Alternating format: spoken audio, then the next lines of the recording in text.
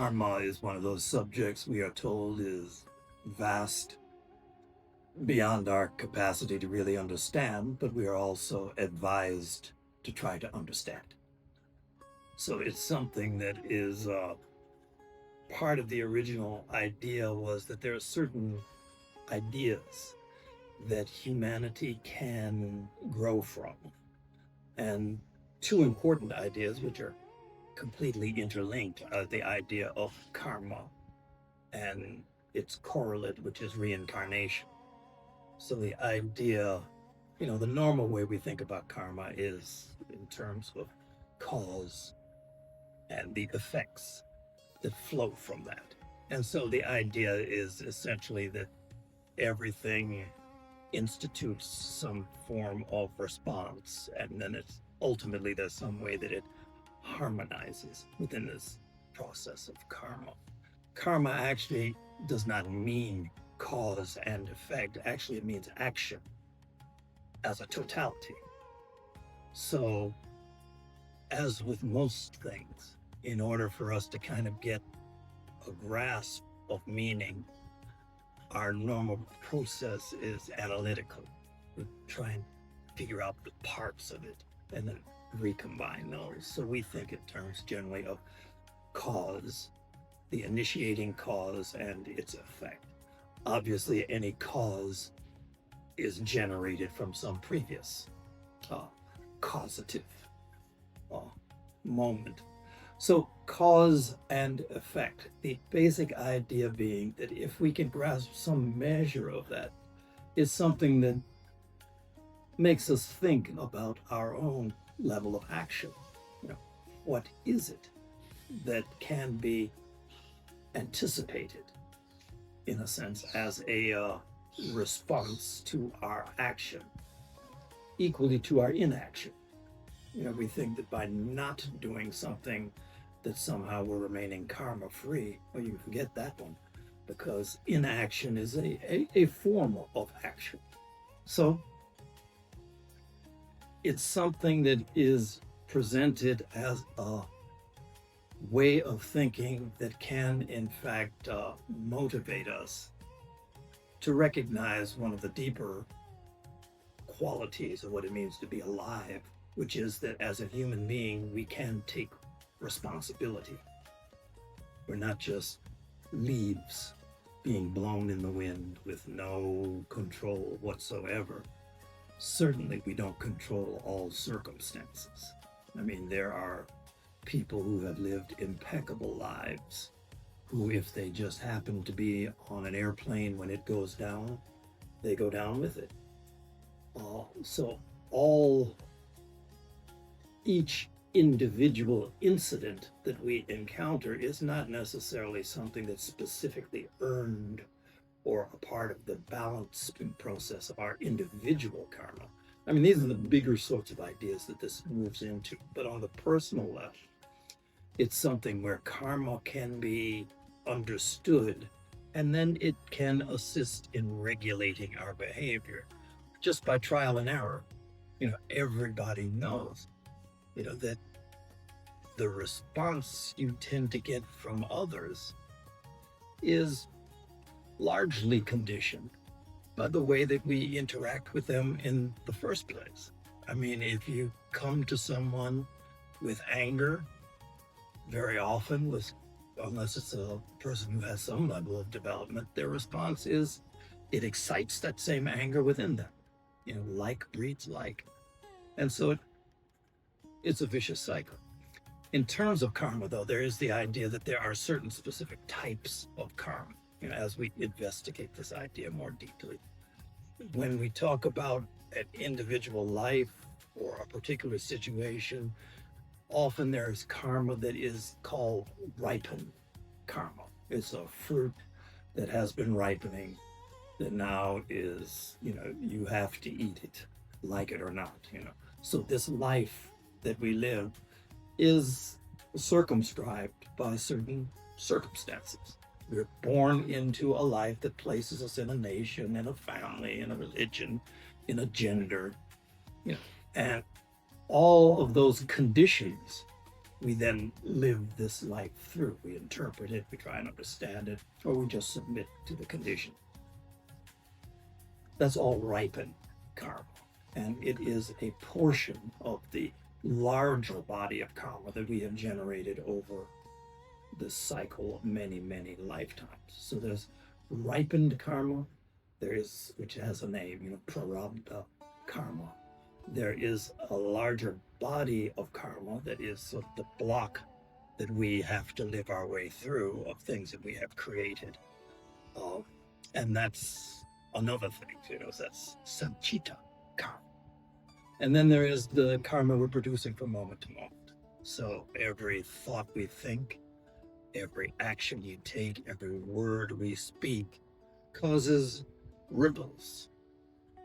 And, those ripples that go out from us, sometimes depending on the strength and the way we interact, it takes a while for those to die down. They go out, they come back.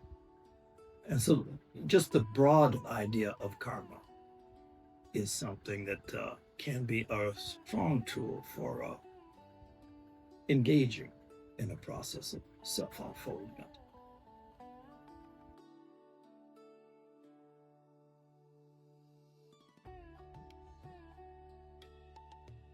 Yeah. From the perspective, particularly of the Theosophical Society, this word Dharma has great importance in that, we have a seal, an emblem of the Theosophical Society, and generally we have the motto of the Theosophical, which surrounds that. That motto it's a translation from Sanskrit saying. And the motto, as it has been translated, is there is no religion higher than truth. Again, it's a translation, and in this case, the word that is translated as religion in Sanskrit is actually the word Dharma. And Dharma is one of those words that has, it's a loaded word in that it, depending on the context of its use, it can mean a lot of things. I mean, it can mean religion. So there is no doctrine that has been developed, for the advancement of humanity or by human beings that is superior to truth itself. That's the sense that it is taken in. It can also mean one's duty. That's one way that is often translated. That as a person, there is a dharma.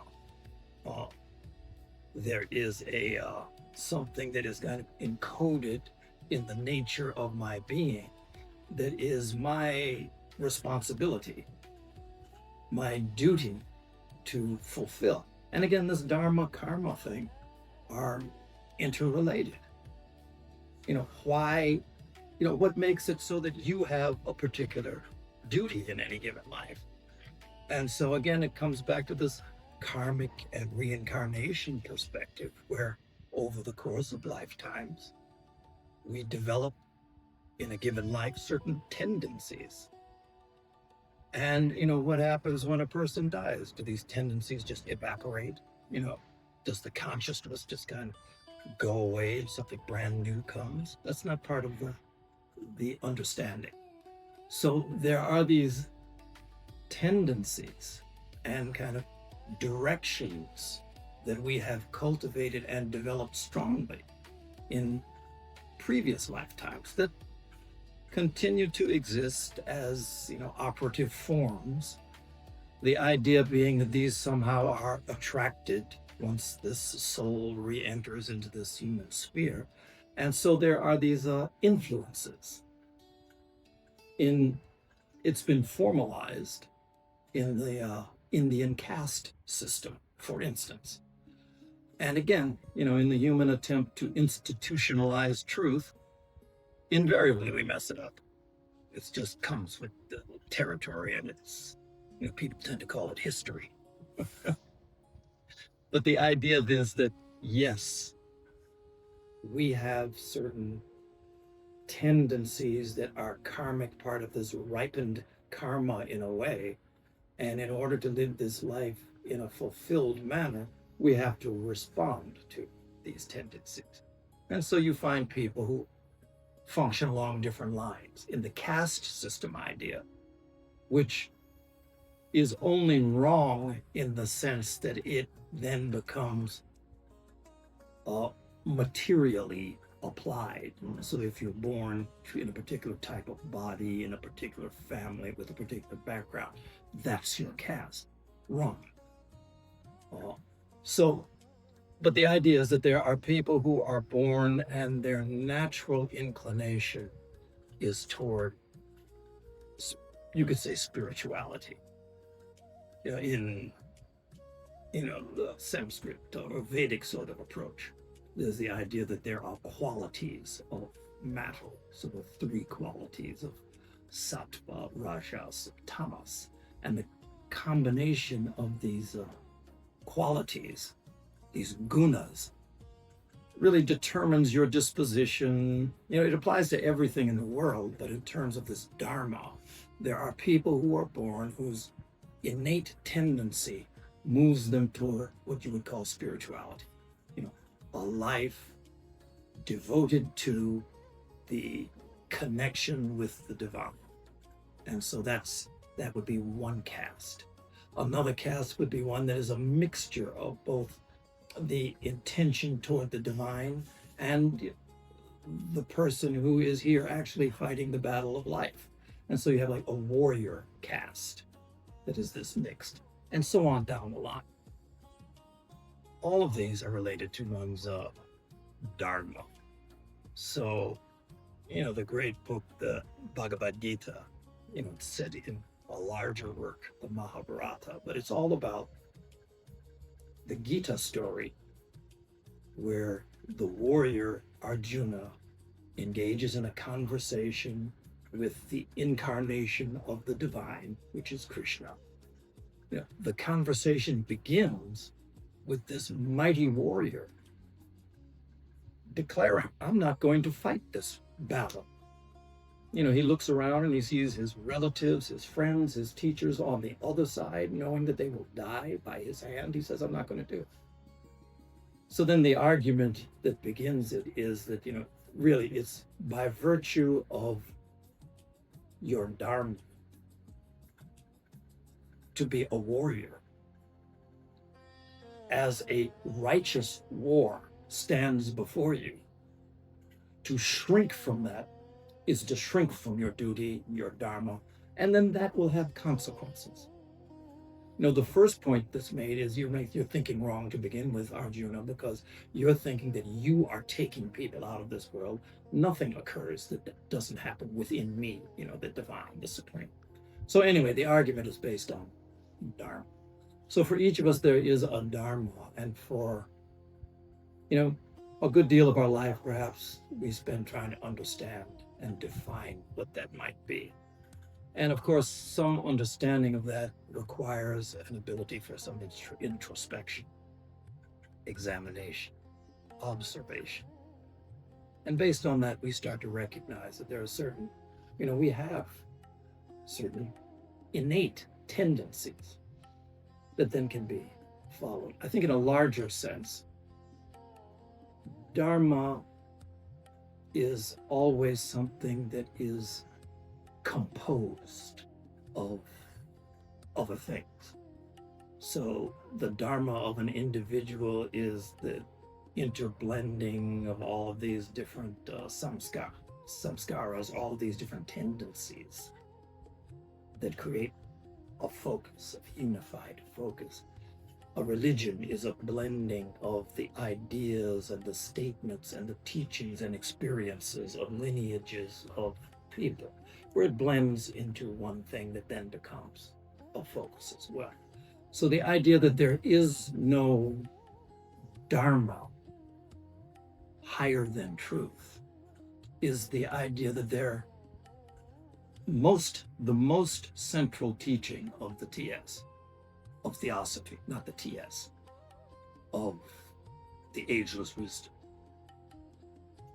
There are many things that you can enter into the study of Dharma, karma, we've talked about a lot of it already. But the most central idea and experience that is advocated is the experience of unity, of oneness. On that basis, oneness, truth, wisdom are really essentially synonyms. They mean the same. So on the basis of that, there is nothing that is composed of anything that is higher than truth. And so that's kind of how Dharma fits into this bigger picture.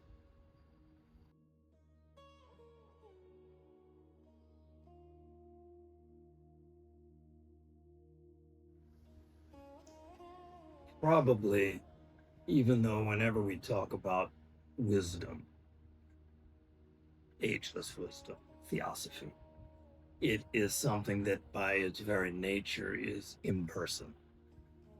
There is no,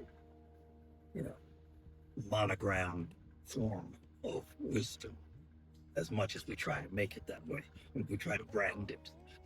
But it's basically something that is necessarily impersonal. That being said, its value from the human perspective has to be personalized, in the sense that it has to be something that finds root in a person. It has to be something that is sufficiently motivational that then there is the search for ways to deepen our understanding and then perhaps to apply it.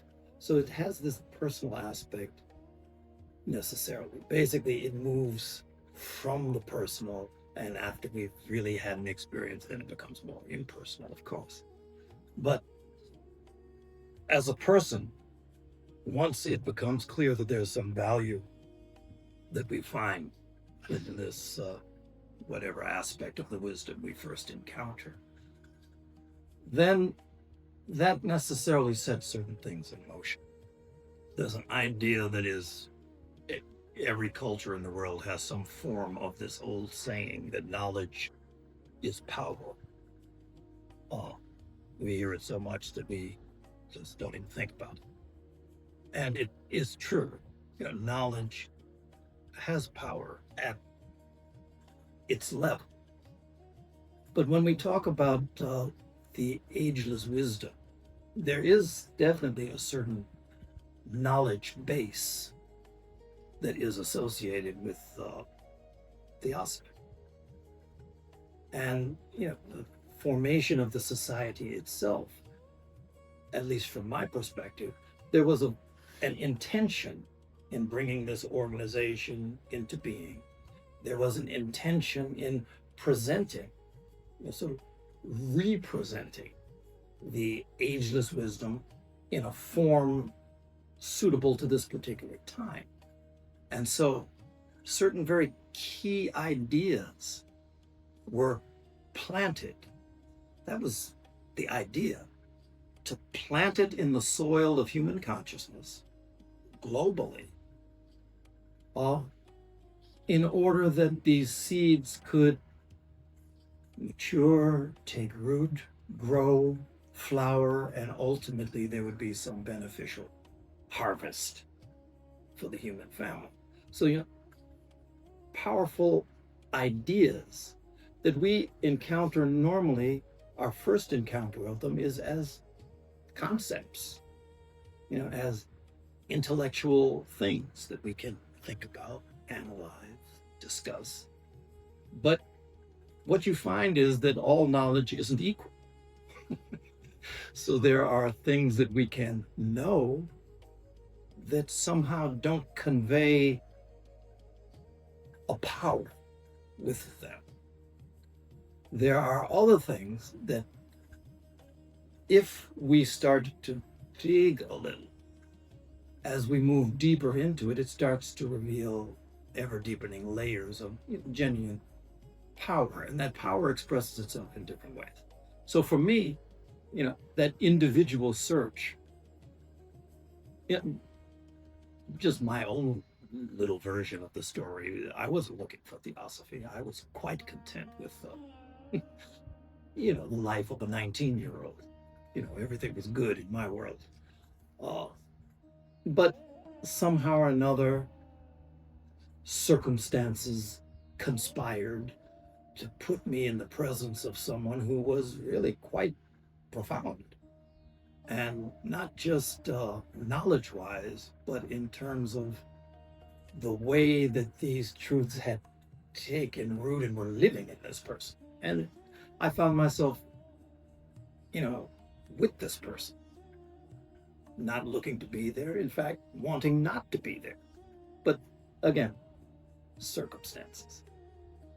But out of that meeting, something woke up. And with that kind of awakening, there was this immediate sense of something of unexplained as yet value, that there was something there. And, in the process of trying to reach into that, then that triggered, an actual experience of something profound. And again, the problem with a lot of these things is that, you can value things intellectually and it can stay at that level. But once those things that began as just ideas that you were thinking about take on some deeper meaning, then it's necessarily going to affect your how you see things, your perspective.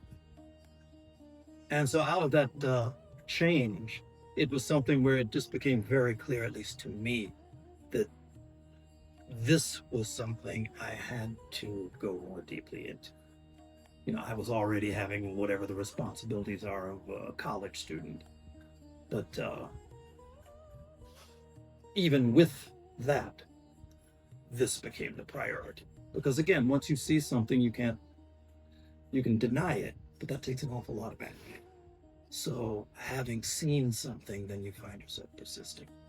And, the way this thing works, this is not a short, this is not a sprint. The thing that we get involved with our association with the tradition related to truth. It's not a short event. It's a long-term process that predates even this time.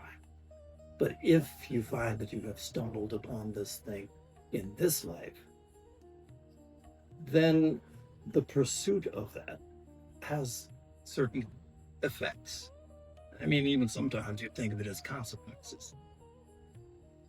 One of them is that it's a process of sometimes gradual unfoldment. But, just like the natural world, everything is not gradual. It moves. An earthquake, it's a very gradual thing over a long period where attention occurs, and then there's a sudden explosion. And then you carry on from there. And that's this process. So it's something that has, for me, obviously, I found myself wanting to deepen this. I thought I could take 3 months off of school and that would be sufficient. Of course not. So now, of course, since then it's been 50 years. And, still, there's always more.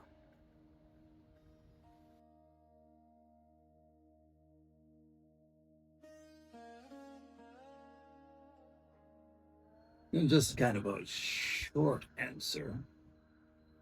Can theosophy make the world a better place? No. It's something that has been around, has never changed, has just been presented in different forms. No. Theosophy cannot make the world a better place. Theosophists, or people who have somehow benefited from the connection with wisdom and truth, not only can make the world a better place, but it's their responsibility. And when I say theosophist, it's not confined to people who are members of a particular organization. Anyone who has had the benefit of exposure to something that talks about what's real. And the main thing that's real is that this is an interdependent world. We all are intimately connected with one another and with everything. So, anyone who gets a glimpse of that, to not point some of your efforts toward bringing this world we're living in more in alignment with that, you're wasting what you've been given. So, that's kind of the view. There is, this idea of evolution. I mean, Darwin's form of it relates to forms, but then from a spiritual perspective, there's the idea that there is spiritual evolution, that our consciousness unfolds. Just left to its own with no input from ourselves, it will unfold gradually from countless crises and shocks. But we also have the capacity to choose to unfold that consciousness. And part of that unfoldment involves this, what's become something of a buzzword in the world today, which is a good thing, this word compassion. So compassion at its root level, just at the ground level, compassion could be described as any sort of feeling or effort toward alleviating the suffering of other people, other beings, of anything that can suffer. So that's like the ground level version of compassion. But at its larger level, in this theosophical teachings, you have this phrase that compassion is no mere attribute. It's not just something you can pin on yourself. It's the law of laws. So that requires some thought. But at its deepest level, any compassionate activity that we engage in, necessarily it requires that we link ourselves with another. There is a suffering person in our family, in our community, and first we have to become aware of that. And in that awareness, we find there's this kind of expansion that takes place where I want to do something. And so even at its most basic level, compassion involves a deepening experience of unity. So, that's kind of what comes with the territory of growing awareness. Now, how you do that, there's many ways to do that as there are people in the world. But the core fact is humanity is not 7.6 billion isolated individuals. That's human beings are that. Humanity is one entity in much the same way that you would say this body is one thing. It is an entity that carries a certain consciousness, a certain level of unfoldment. It's continually unfolding. We're young in our humanity. We're not perfected by any means. But to the extent that the consciousness of human beings is related to their separateness, then it's something that minimizes the capacity for humanity to rise. So the idea that we find ways to express our oneness, our unity through compassionate behaviors, through compassionate thoughts, through the awareness that we're one thing. That's something that works toward the long-term elevation of humanity and short-term.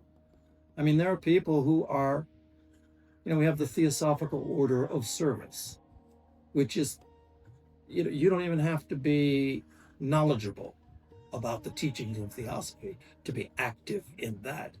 And that's something that is actively trying to relieve the suffering of all beings. So you find people who are hungry, and there's food that they provide for their hunger. That satisfies an immediate need, a necessary immediate need. Mahatma Gandhi said to a starving man, a piece of bread is the face of God. So, I mean, your spirituality, your access to your spirituality is often conditioned by the various sufferings that people are trapped inside. So any one of those things is an act toward building this broader community of humanity.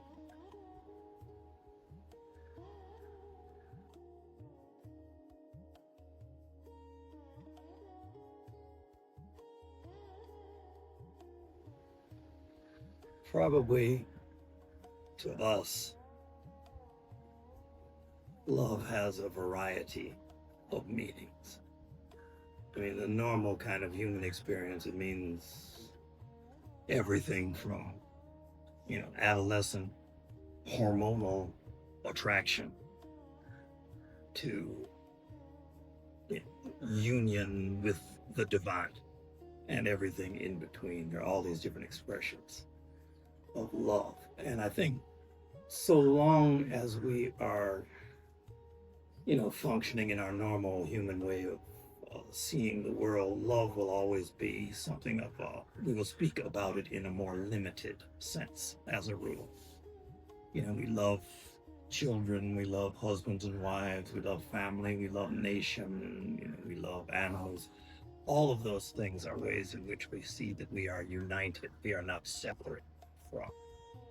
And then your behavior, you respond accordingly. Anybody who has a deep love for someone, even their sense of their own safety or their own well-being, I can't say it's secondary, that there's no difference between the well-being of one and the well-being of the other. And it does seem that for us, we have a variety of different loves that we experience during the course of a life. I mean, some people have described it as if it's if you're thinking of love as this one light that shines in all the universe and in the hearts of all beings, that the loves that we experience are like, shining that one light through a prism, and then we experience the different radiations that it's broken up into. So as a family person, we cultivate the kind of self-forgetfulness that is required in raising a family and in sacrificing in whatever sorts of ways our own personal well-being for others. So that's one type of love. As a national, there are people who are great patriots who give their lives, literally give their lives for the love of this greater whole, which is a nation and what it might stand for. And that's a type of love. Again, any love requires self-forgetfulness. And so there's that level of love. And ultimately, I think part of our living of a life and living of numerous lives exposes us to a range of loves. One of the really higher and purer forms of love, we think in terms of, for people who find their way to a spiritual path, invariably there is something of the nature of a teacher. So particularly in Eastern spirituality, there is the idea of the devotion that is owed to the teacher, to the guru. In the Tibetan Buddhism, there is this thing that's called the graded steps to enlightenment, Lamrim. And, it's in various verses, depending on how you approach it. It could be something that's as long, many volumes long, or you can also condense it into like 50 seconds. But the first statement that occurs there speaks about this type of appreciation, love, for the guru, for the teachers. It says, following a kind master, foundation of all perfections, is the very root and the basis of the path. So, I mean, before you go one step, they're saying, look at this. It's not, I think in the theosophical, at least historical approach, the idea of the centrality of another person, particularly,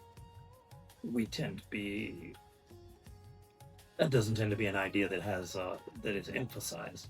But there is the idea of the masters of the wisdom, for instance, where this is a source of wisdom and a touchstone for living.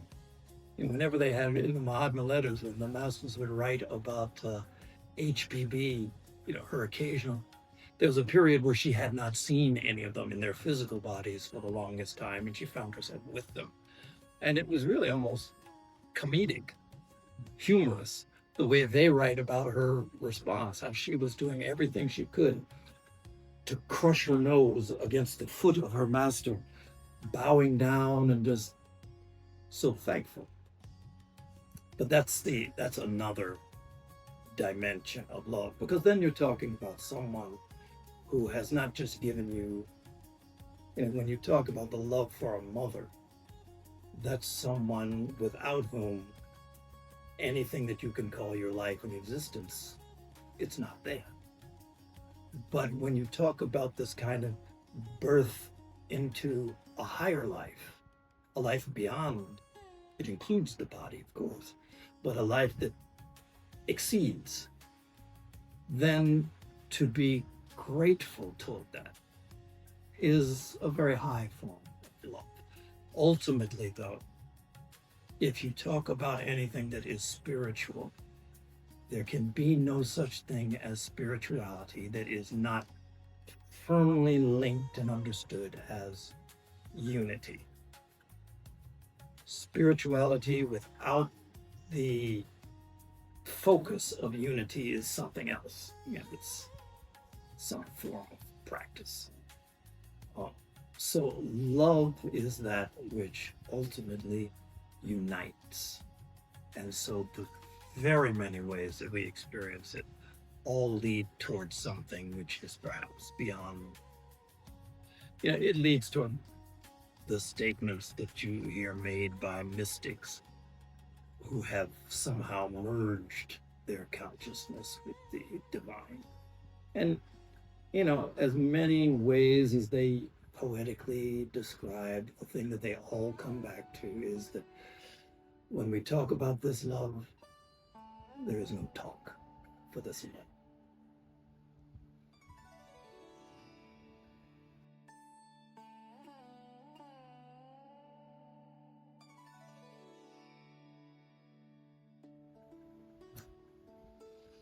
Well, if we're going to talk about what is God, again, this is a lot of it is about perspective. When we talk about God, it certainly can be something that reaches far beyond our ability to express or comprehension.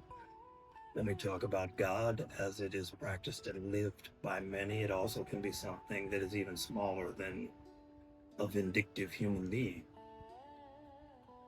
So, what is God? Often the real question is to whom? So I think that probably, I know a lot of people who are actually quite religious, even within the Theosophical Society, where religion is a very important part of who they are and how they approach the world. And in every religion of which I'm aware, there is some way in which God is pictured or described, or there is some ultimate level of consciousness and activity that is pointed to. Because Buddhism technically does not have a God concept, but there is a concept of enlightenment and what that might be. And then the people who have become enlightened, who somehow manage in a religious approach to become gods. But there is this idea that people are pointed toward. Certainly in religions, one of the functions of religion is to elevate humanity, but it's focused on elevating humanity specific to the time and the place where that religion occurred. So all of the religions, almost all of the religions we have active in the world today, go back 1,000, 2,000 years. The imagery, the way in which people live, mainly a rural lifestyle, all that's kind of wound into how this God responds. But God is that consciousness within which everything of which we can be aware lives and moves and has its being.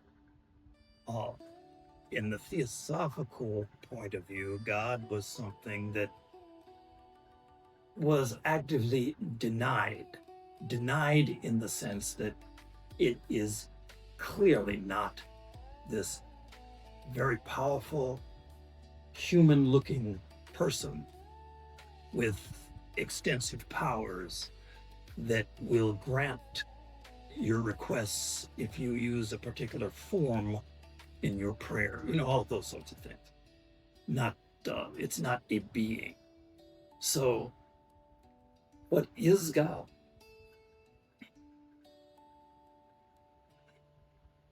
God and truth, wisdom, love.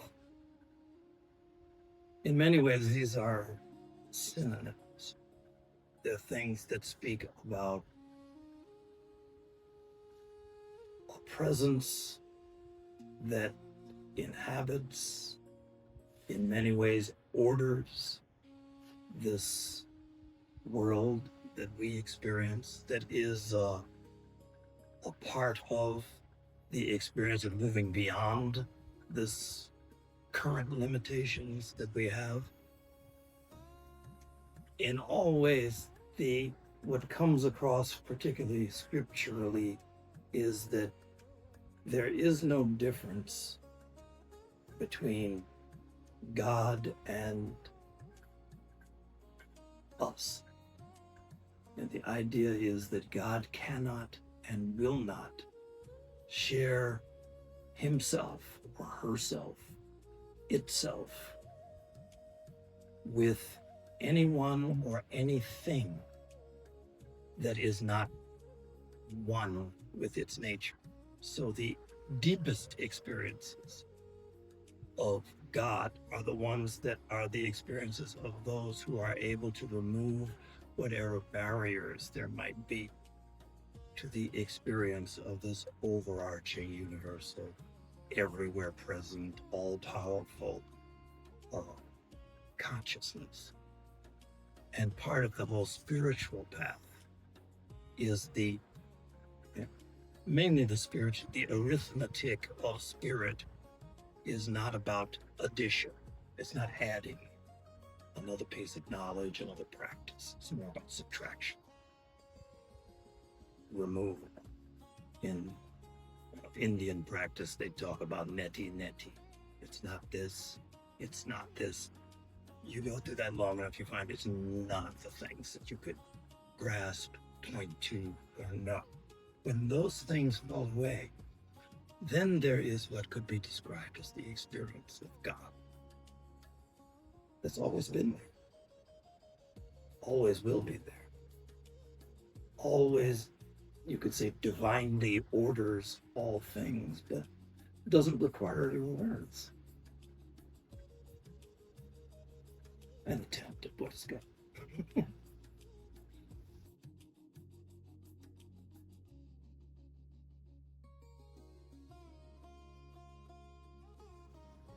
Our experience again of truths, we experience as multiples, plural, generally. What are truths? There are many of those, of course. Part of the idea of what we might think of as the teachings of Theosophy, the way we first experience them, is composed of truths. Truths all pointing toward one overarching thing that we would call truth. I think in general, we would like to feel that these things can be explained, described. We need that. When you find people who have demonstrated some, what we would think of as some profound connection with truth, they're the ones who end up saying very strange things about truth. So you have a person like Krishnamurti in T.S.'s history. What is truth? Truth is a pathless lamp. I mean, it's very descriptive, but only in the sense of saying what truth is not what it is. There is a whole very much practiced and very much memorized sutra in Buddhism about truth. Basically, it's called the truth wisdom, again, synonymous. It's called the Prajna Paramita Sutra. So the sutra on the perfection of wisdom. And the entire sutra is, the setting for it is that there is a student of the Buddha who, in a time of enlightenment, Buddha asks him to say something about wisdom, and he gives this teaching to another student. And every single thing that he describes in that sutra is a description of what truth is, what wisdom is not.